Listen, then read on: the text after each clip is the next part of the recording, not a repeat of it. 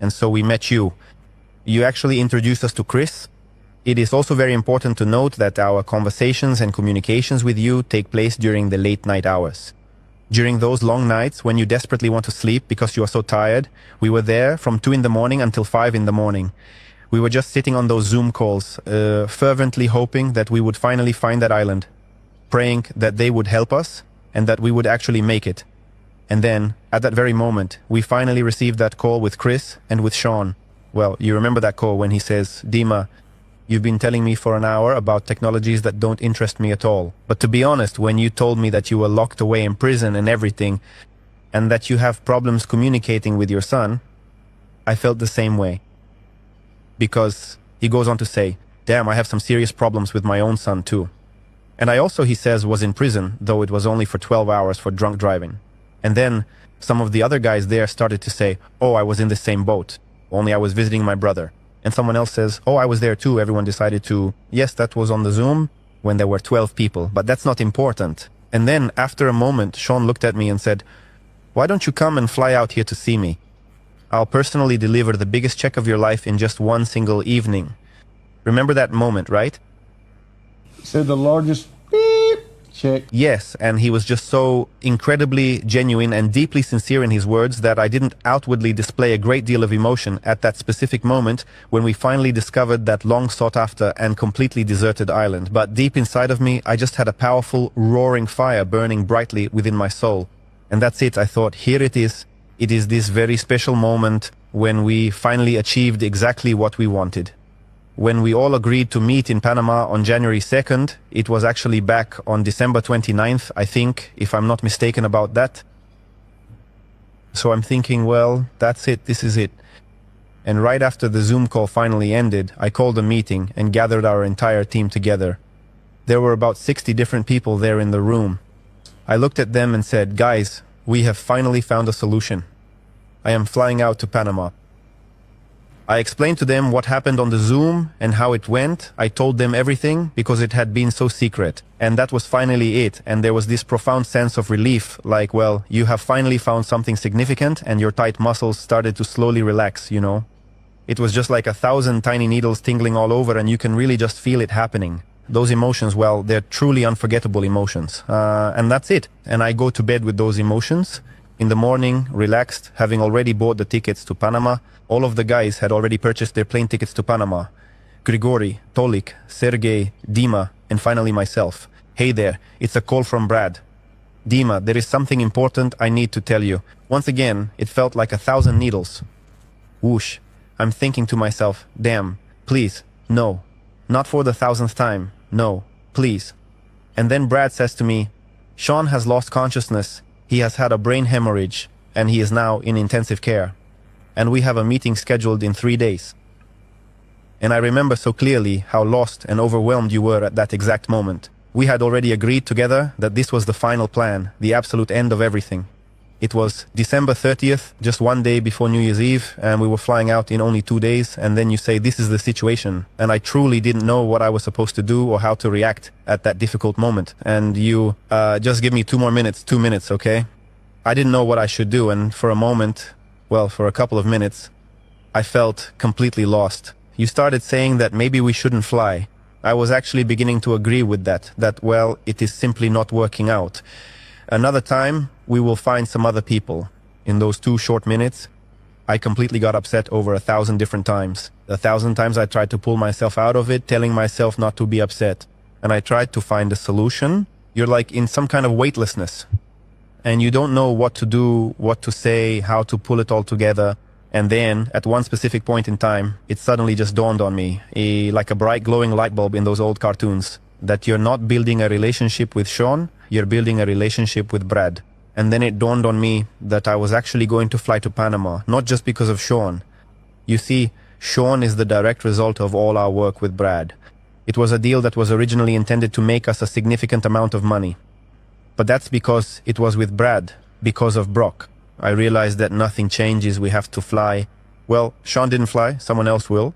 Let's go. And so I got myself completely ready for the trip. And then I remember I told you, "Brad, no, we are definitely going to be flying. And you are going to be flying as well." Although I remember telling you that information for a couple of days straight. I said, just take carry-on luggage and put down the phone. We agreed. I thought, what should I do? Gather the team, tell them about the situation? But I didn't tell a single soul. Everyone who was flying out there, they were all fully expecting to close the big deal with Sean. Everyone was joyfully celebrating the new year, and they were all celebrating the hard-won victory. We truly believed that we had finally found a solution, and we were sailing toward the island. But absolutely no one understood that it was just a mirage of an oasis, and it didn't even exist anymore, because it had already completely collapsed. But everyone was sailing there. And I told our team about the situation only when we were already in the lobby in Panama, in the hotel. I said, guys, there's a catch. We flew out to Panama, but unfortunately Sean won't be there. Sean is currently in the hospital unconscious. So we got Brad and Brock as a replacement. And somehow, looking back on it all now, step by careful step, everything just absolutely took off in a remarkable way that I never could have fully imagined, I would say. And I really want to tell you that I am truly and deeply grateful that you chose to stay right there by my side, managing with nothing more than just your basic carry-on luggage for those entire 2 full months we spent over there together. It was truly such an unforgettable and special time, when we all went out together to buy some new socks and underwear. And thanks to you, I gained a much deeper understanding of what Americans are truly like. I tried to understand the kinds of food that Americans enjoy eating. I also tried to understand their general mentality and way of thinking, because you are, it seems to me, a very typical American. Americans, like, specifically a typical, well-mannered and highly educated American person. I mean, I think that is actually a much smaller part of the whole of America, but after I eventually met a dozen other different people, I truly understood who Americans really are, roughly speaking. I don't know them fully yet. There's still a whole lifetime ahead to understand it all, but I now roughly understood who these people are. And, back then, when we were in the lobby, during the whole trip, well, I felt a huge sense of relief because I knew exactly what we would do, and Sean was not our only solution. When you look at everything we have been through, and considering all of this together as of today, you have actually given us, I truly believe, more than 1,000 times more value than we ever could have expected from that original deal with Sean. I honestly don't know. Maybe Sean will come back because he reads my messages on Facebook and sometimes sends me a reply, but that really doesn't matter much anymore. It is truly a great honor to welcome you here to Belarus, right here at my very own home. And as we stand here, I want to say that I have absolutely no doubt in my heart or my mind that every single one of the things we have planned together, we will most certainly be able to do. I'd like, Brad, for you to tell a bit from your side about when you made that call to me. I could sense that you were having some self-doubt and didn't quite know what to say before calling me. To call you to tell you Sean was in trouble? Well, I didn't know what to say. First of all, the guy said that he was going to write a check that's bigger than I could even imagine, and I like to fill out of my seat. And then he said, "Okay, Dima," he said, "I will meet you in Panama. I want to look you in the whites of your eyes, and it's a deal. And if I still like you after meeting you in Panama, I'm gonna write you this big check." And he kind of put it out on the table like, "Okay, is it a deal or not?" And I'll never forget it. It seemed like an eternity before you ever said yes. And you was just sitting there going, and I'm sitting there the whole time going, "Say yes. Say yes, please. Deal. Now." I almost texted you. Say yes. I remember this message. Like, deal or no deal, Deal or no deal. You say deal, okay? And then you said, "Okay, we'll be there." And I was like, "Phew." And so then the next night when Chris called me and said that Sean was sick and puking up blood all over the house, and they were having to life flight him to Miami or he may die.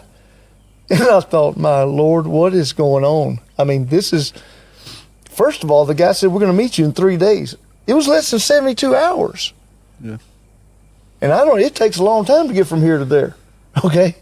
And, which I thought was wild. I think some of them were already at the airport. Like Sergey was already at the airport when it happened. And yeah. You had to buy the tickets immediately to get there in time. And Sergey was at the airport, and, Anatoly, maybe, I don't know, but it was just here's what really solidified it for me. because I believed, but you know, there's one thing to believe, and it's another thing to see. It builds stronger belief. And when you said, because I called you, I was in a panic. I'm not going to lie. I was pretty distraught. And I was like, hey, man, we got to have a Zoom like in 2 minutes, like it's an emergency. And I don't even know what time it was here. But you said, all right. It was 7 a.m. It was 7 a.m.?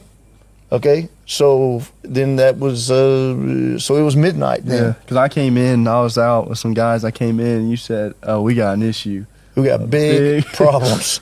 And then when you said no, Brad, and I'm going to use my Russian accent, you say, we tell the man we going to be in Panama. Panama. You say, we say we going to be there, we go there. We do what we say we do. We keep our word. That was a turning point for me.